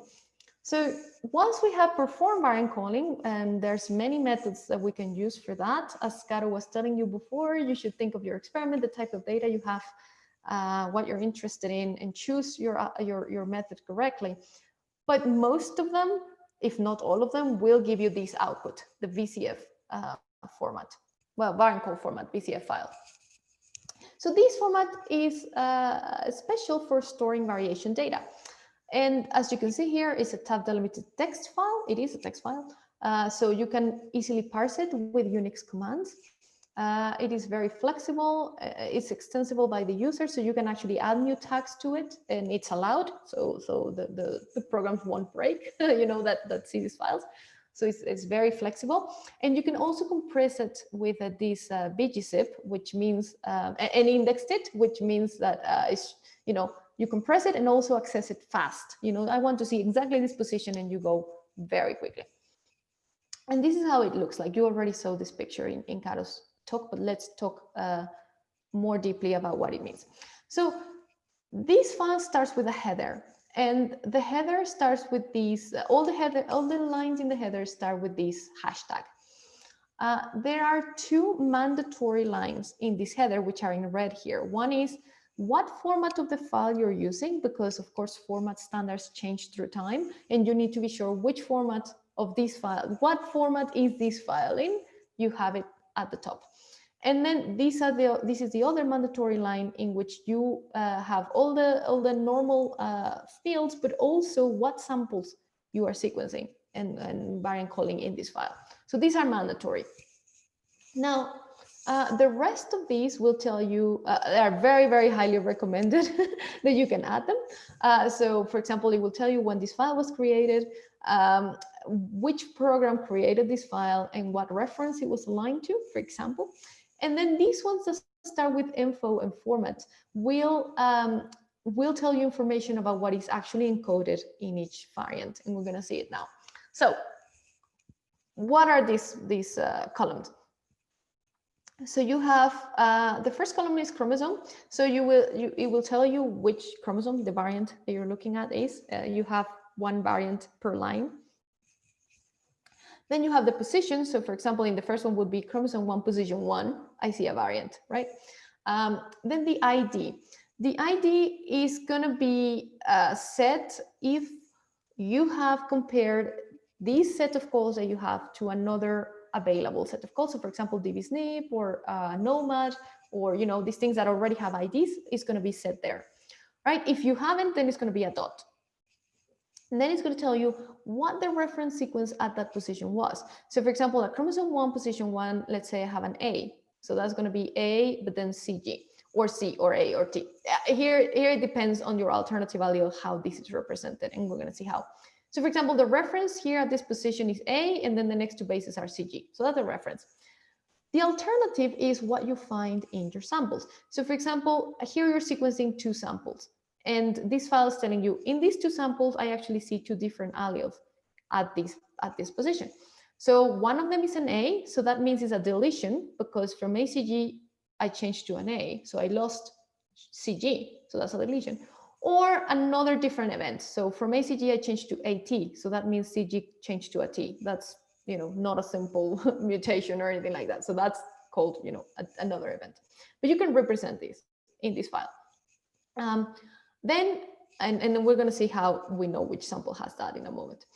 Then we have a quality field, and this is also Phred scaled. So as you can see, this Phred scale scoring system is very widely used in next generation sequencing data. And this will tell you again the probability that your variant is wrong. So the higher, the better. Then you will have another field called filter, and this is going to be set if you have run a program that will apply filters to your file. So for example, you can say, I want only to keep variants that have, for example, a depth higher than 30, and that their strand bias is not too extreme, and you can add these filters. And these programs will run and say, this passed, this passes, this passes. And if it says pass, it passed all your filters. So you can take those variants forward for analysis. Then you have an info field, and this is very flexible because this is where you can add more annotations to it. So here you see H2, AA, SV type del, all of this information and what it means, you go back to the header and you can find out. So for example, what does H2 mean? You look for it and I mean info, so I go to info and I see H2, right? So it means that it belongs to the HapMap 2. So this variant was found in the HapMap project, and that's probably why it has an ID, right? Because it's already been seen. You can also have AAT. So what does AA mean? Oh, it is what the ancestral allele was, and it's telling me the ancestral allele here is actually T. Okay. Then here, for example, I have SB type, and I go info here again. Oh, it says SB type. That means a type of structural variant. Del is deletion. And what does end mean? Oh, it's where this variant finishes. So it starts at 100 and finishes at 300. So it means it's a deletion of 200 bases, right? So that's how I know what it means. So this info field is very extensible. You can add a lot of annotations to it, and you should add what it means in the header, so you know what these things refers to. The next column is the format, and this is going to tell you how to read the information in your samples. So, for example, it tells me format is GT and then DP. So, what does that mean for this variant? It's telling me GT first. So GT, I look for it here in format. Where is it? Here, format, GT, genotype. So the first thing that is telling me for this sample is the genotype. And then I have 2 dots, and then I have DP. So I look for it, format, DP. What does it mean? Read depth. Okay, so for the first variant, for all the samples, I'm going to have first the genotype and then the depth. So I go sample 1. What is the genotype? The genotype is 1/2. And how do you read this? Well, the VCF format assigns a number to each allele. It assigns a 0 to the reference allele, then assigns a 1 to the first alternative allele, and a 2 to the second, and a 3 to the third, and as many as you have. So the way you read this is, okay, my sample 1 has allele 1 and allele 2. So it's diploid, and it has A and AT at this site. But my sample 2, it has both reference alleles. So it has AZG, AZG. So that's how you read this. And then you have these dots, and then you have the 13. So for sample 1, you have 13 reads at that site, and for sample 2, you have 29, right? So this is the way you read a VCF file. And another thing that you can see here is that sometimes you have this slash, and sometimes you have this pipe. When you have the pipe, it means that your data has been phased. And phased means that you know which chromosome, which variants. So all the variants that are in what chromosome, and the other variants are in the other chromosome, let's say, right? So, for example, in this case where you have these 2 phased variants, you can say, oh, okay, in the same chromosome, I have a 0 in this position and a 1 in this position. So a reference and an alternative here. And in the other chromosome is the other way around. So you read it like that. And you phase files in if you're interested in. Sometimes you're not interested in knowing which chromosome the variants come from. But you can do this by a separate method, trying to phase your files. If it's not unphased and you just don't know which chromosome your variant comes from, then you will have just a slash, right? So basically, this is all the information that you can find, the types of information, because obviously, as you can see in the info field, you can have a lot of information. So, but this is how you read a VCF file. Now, also, it has a binary equivalent, BZF, with a big B, because the VCFs, as it's a text file, a text format, they can be very big. So, for example, a compressed VCF with nearly 4,000 samples can be 54 gigabases for chromosome 1, and more than 500 for a whole genome. So that's a lot. They can also be slow to parse because, again, they're text. And the main bottleneck has been identified is the format fields, because there are a lot of them that you can have for each sample. So this binary alternative called BZF has been created now, and they rearrange the fields in this for fast access. And in this way, you can save space and also very quickly retrieve the positions, or see the positions that you're looking for. So these are equivalent, but again, you have a binary version of it. Okay, but now we run into a problem when you have a file that only has variant sites in it. And why is that? Because it's often not enough to know that. This means that, for example, if you have a file and it has, it doesn't have a position in it. A VCF doesn't have a position in it. What does it mean? Do you not have it because it's not variant? It's a reference, it could be, or you don't have it because you don't have enough information at the site to make a call. So a normal VCF file does not distinguish between these two alternatives. And this is why more recently, an extension of the VCF format was created called the GVCF. And the GVCF will give you evidence for both variant and non-variant positions of the genomes, just so you know if you have enough information to make a reference call, right?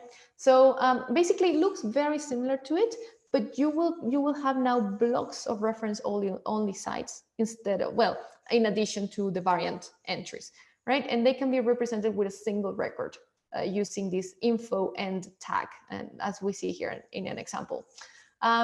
So it will have these symbolic alleles. When it doesn't find a variant, it will write this, meaning that you can add more samples and maybe a variant will occur, right? So that's why it's called symbolic allele, for incremental calling. So you can add more samples later to the project. And the way you read this is, for example, let's look at maybe the last slide here. Sorry, the last line. You have a chromosome 19, and then you have a position 9960, right? So you have a reference here that this position is a reference.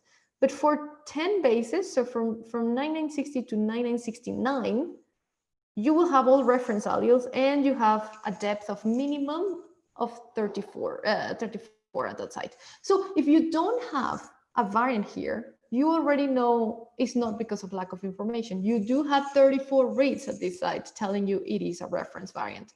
Sorry, it's a reference base, right? So, so in this way, if you use a GVCF, then you know when you have information and when you do not have information to make this call, which is very useful, for example, for studies where you use case control cases and controls, and you compare them. Okay, so all these formats are maintained by this Global Alliance for Genomics and Health, and it is an international coalition dedicated to improving human health. Its mission is to establish a common framework to enable sharing of genomic and clinical data. It has several different working groups, for example, a clinical working group, regulatory and ethics, security group, and data working group. The data working group is the one that maintains these formats, and it has different projects. So for example, it has a beacon project to test the willingness of international sites to share generic data. They have something called the BRCA challenge to advance understanding of the genetic basis of breast and other cancers, something called the matchmaker exchange to locate data on rare phenotypes and genotypes, reference variation to describe how genomes differ so researchers can assemble and interpret them. They have benchmarking data sets, to test many different tools and see how they perform against each other and how they apply to different conditions.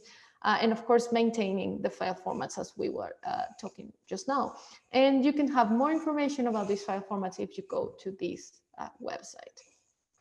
Okay, so far I've talked to you about file formats and how to interpret them.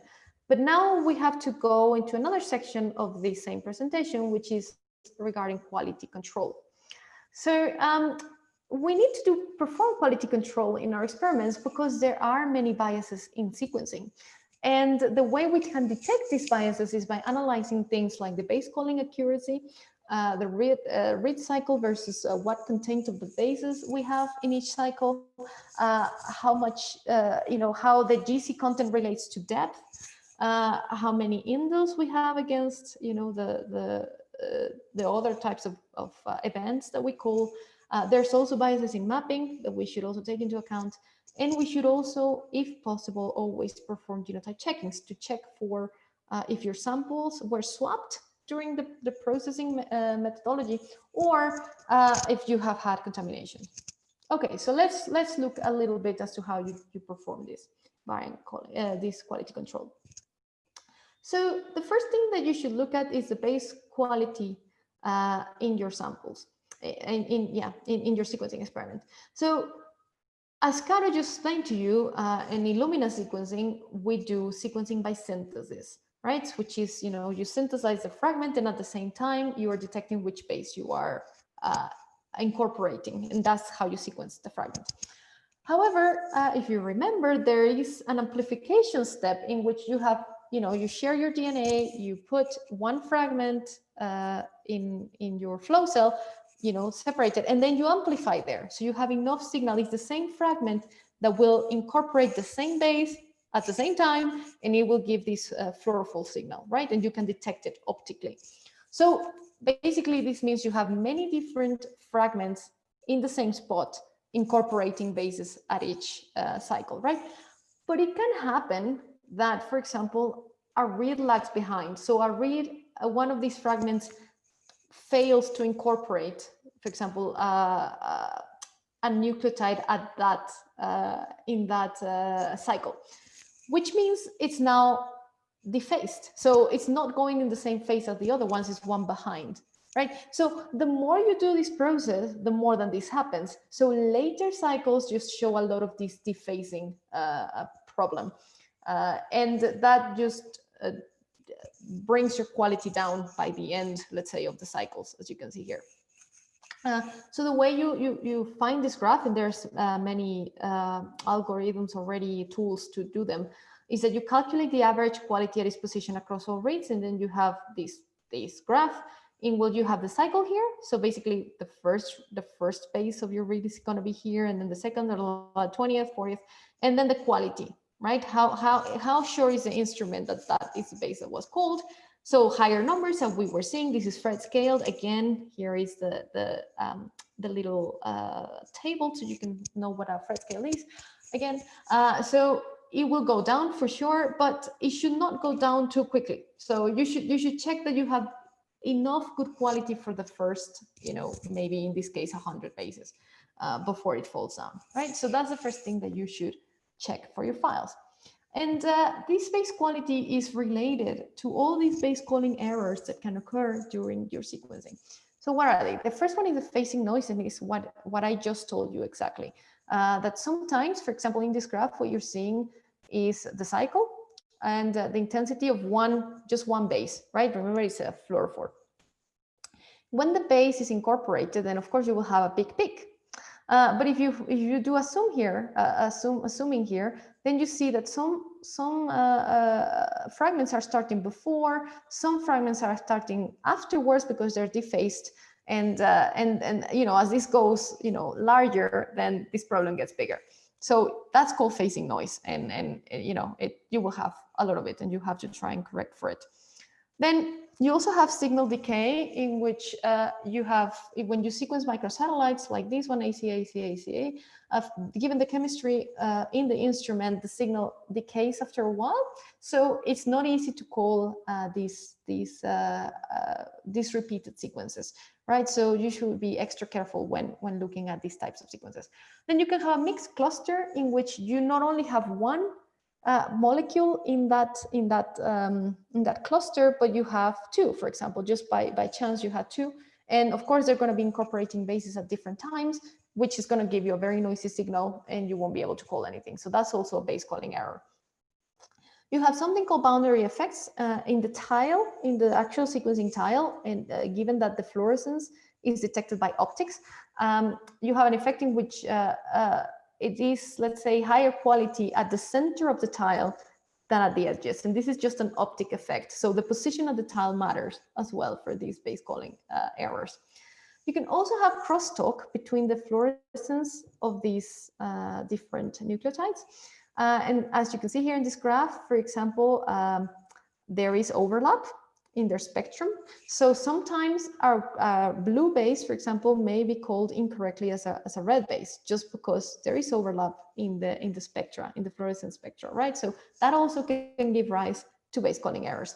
And then finally, another type of error that was more common in older sequencing, in Illumina sequencing technologies, was this thing called the 2-fluorophore accumulation, in which you have the fluorophores. Each cycle, you read what base you incorporated, and you wash off, obviously, everything and start a new cycle. But the T-fluorophore in previous Illumina technologies just didn't wash very well, so it stayed there. And as you can see here, this is just the accumulation of the T-fluorophore with the cycle. So this also gave you noise because that T-associated fluorophore was also there. The normal base that you incorporated and the T. So that gives you also noise. So all of these errors you need to take, base calling errors and biases, you need to take into account by doing a very careful check of your data before proceeding.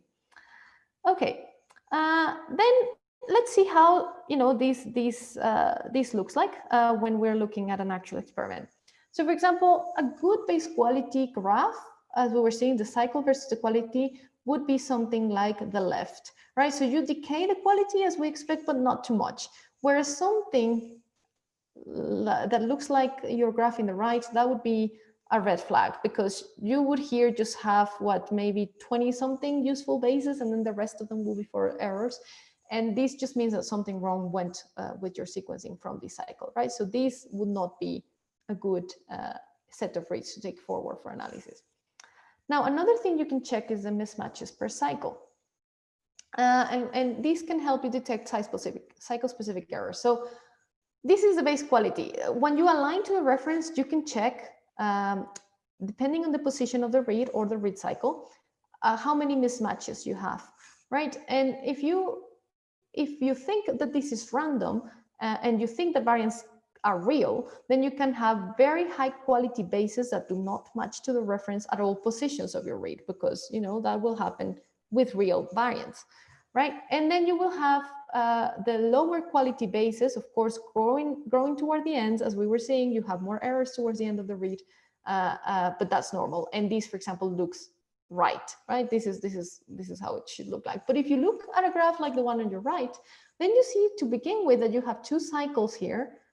So base number, maybe 15 in all your reads, or maybe a lot of your reads, and 19 have almost always mismatches, for example, or a very high rate of mismatches to the reference. So that tells you that at that cycle something happened, right? You shouldn't have a bias of mismatches in a position in a read, because these are random.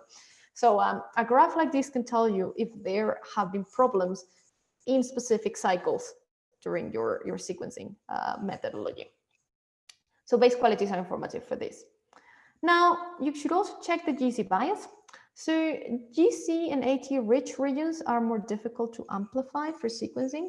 So for you to check that you do not have bias in what you preferentially amplify, you should check that the GC content of your reads that you now have from your sequencing instrument actually matches what you were expecting. So for example, if you have a whole genome sequencing and is human, so you know that the reference of the human has something like 38% GC, and if your reads have about 38% GC, then you can be more confident that you have not amplified preferentially AT rich regions or GC rich regions, right?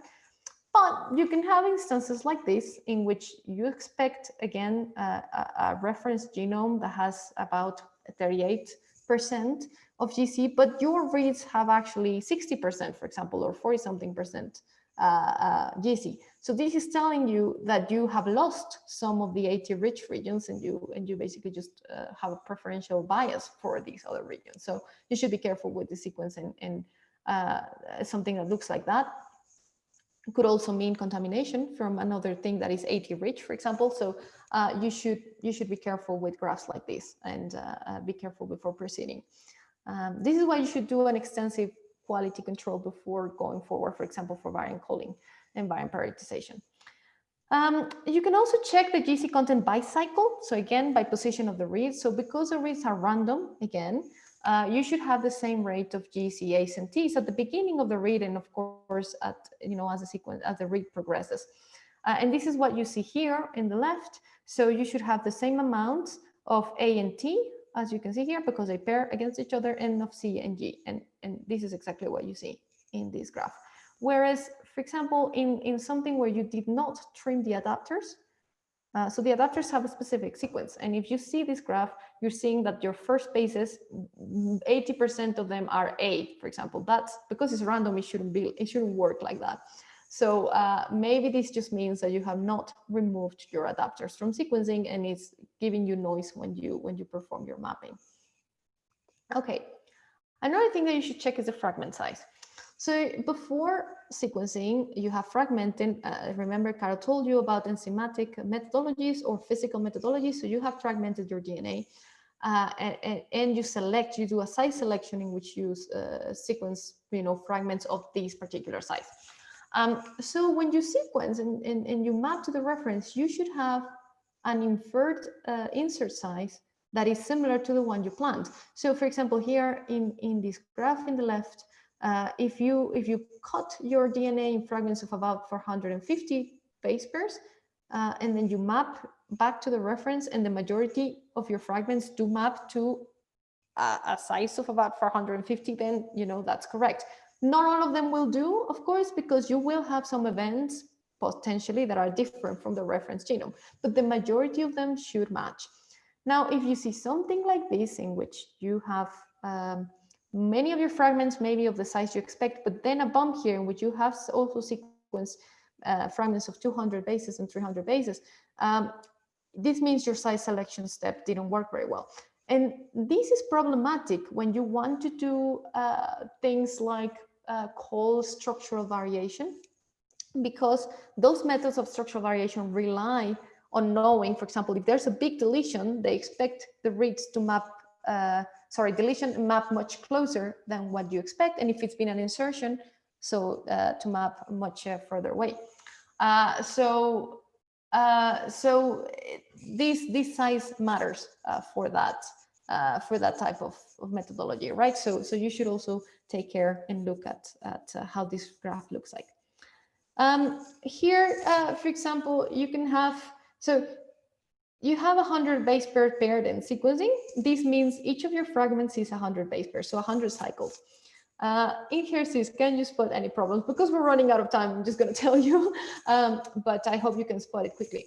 So if you remember, you have a fragment that you sequenced, and you sequenced forward and reverse, and you usually leave a fragment in the middle that you did not sequence, right? So if you have a fragment of 450, as we were seeing in the graph below, maybe you sequence 100 here and 100 here, and you have 250 that you did not sequence in the middle.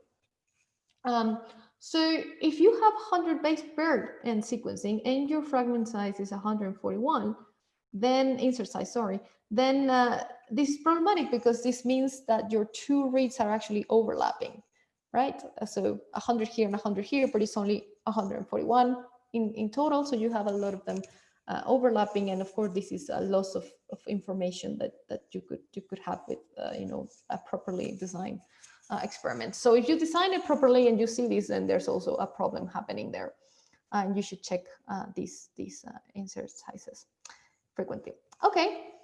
Finally, you should also check your insertions and deletions per cycle, because air bubbles in the flow cell and your sequencing methods can manifest as false indels. So a normal graph should show you that for each read cycle, you have the same numbers of insertions in the forward and in the reverse read, and in deletions in the forward and the reverse read. But if you see something like that, in which just in one direction of it, you have a massive peak, for example, then you can be sure that something happened in that cycle in that read, right? So you should not trust at least, well, I wouldn't trust the whole data, but you cannot trust those cycles as well. Okay, so this is my second to last slide. So you can just look at information. There's some set standards for humans or for mouse, exome, genome, that what kinds of things you should be looking at. So this is just a guide of what you can look for in human data. But you should be let's say conscious of what you're expecting on your data to be sure that you did a proper sequencing experiment. And then finally, the last thing is about detecting sample swaps. So it can be a nightmare if you have a lot of data, a lot of samples, and then at some point they got mixed, and then you have assigned the data for one of them to the wrong sample. So what is advisable to do, if possible, is check the identity against a known set of variants. So some people will run maybe some PCRs on the variants before starting the process, or genotype them. And after the process, just check against those markers against all the samples in your cohort, right? So something that should happen, and if you have no problems, is that your sample that you're testing should be very dissimilar. This is the discordance. So the discordance should be very high against all others, right? But if you have something where here's your tested sample and the discordance is low to other samples and then high, and then, you know, it's a bit contaminated here, then you cannot, you know, be sure of what your sample actually is. So, so you should also try and, if you can, run these sample swabs. You can also check if you don't have this information. Something you know, crude that you can do is just check the sex. So, for example, if you know these 50 people are women and these 50 people are men, for example, you can do that from sequencing because you have an X chromosome or a Y chromosome, and you should match them. And of course, if you do not see these matches, then you know that something, you know, happened there. It's a crude thing to do, but you can do it just to be a little bit more safe that you do not have sample swabs. And finally, this is my last slide, just the software that was used to create the different graphs here are SAMTools, Plot BAM stats, BCF tools, GTcheck, and Matplotlib. And we will use some of these in the exercises that we will do actually now. So thanks for that. That's all. Please, all questions and stuff, write them down in the Slack and we will try to address them. Okay, so now on to Caro.